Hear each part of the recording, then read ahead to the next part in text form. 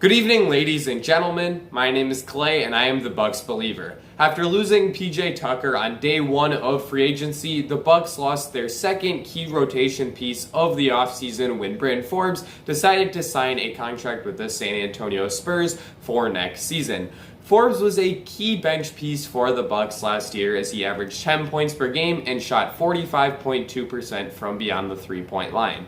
That three-point shooting was clearly the biggest area in which Forbes was able to shine with Milwaukee. He especially was able to establish an excellent chemistry with Giannis Antetokounmpo, and I think that one of the Bucks' best half-court plays that they ran last year was the inverted pick and roll involving those two players. This was a screen and pop set involving Giannis as the ball handler and Forbes as the screener. Giannis would bring the ball up at the top of the key, Forbes would come up and set a screen on his defender, Giannis would then drive to the basket, and Forbes would pop out to the three-point line. This would usually either result in a Giannis drive to the basket for an easy dunk, or a kick out to Forbes for an above-the-break three-point shot that was wide open more often than not. So this was clearly a very successful play for the Bucks, and it's one that I think they'll have a bit of a hard time replicating next year, as they haven't replaced Forbes with someone who's at his same level as a three-point shooter. In addition to this movement shooting off of the pick and pop, Forbes was also probably the best option that the Bucks had as a catch and shoot guy,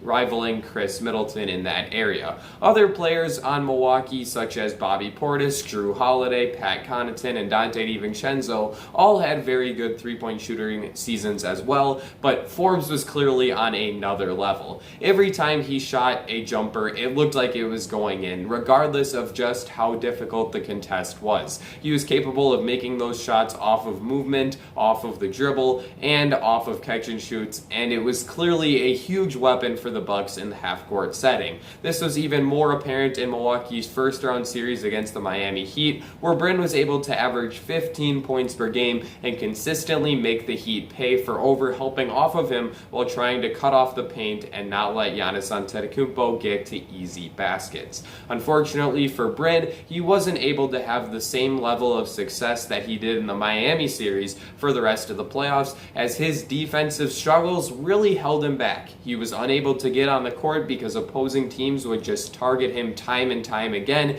and that led to Bryn falling out of the rotation completely in the Eastern Conference Finals and the NBA Finals. For that reason, I don't think that this is the biggest loss for the Bucks. While Forbes was a key rotation piece for them in the regular season, the fact that he couldn't stay on the court in the playoffs indicates how much value he has to a win-now team like Milwaukee. That's not to say that this isn't a fantastic signing for San Antonio, because I truly believe that it is. The Spurs are rebuilding around a new young core, and in order to have your young players develop as well as possible, they need to have shooters around them spacing the floor. Forbes can do that at a higher level than just about any player in the entire NBA, so for that reason I like this signing for San Antonio. It just wouldn't have behooved the Bucks to keep Forbes around in the same way, since he's not able to help them win when the time is most important. I'm very thankful to Bryn and what he did for the Bucks this past season. He had a couple monster games throughout the regular season where he would shoot 6 for 7 or 7 for 9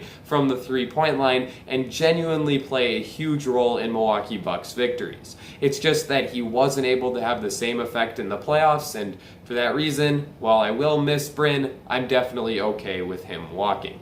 Let me know what you thought of this video and what you thought of Bryn Forbes' stint with the Bucks in the comment section down below. Also, be sure to leave a like and subscribe if you enjoyed this video, especially if you are a fellow Bucks believer. This is the place for you. I think that I've covered everything that I wanted to cover, so that's going to be it for me. Ladies and gentlemen, I will see you all again very soon.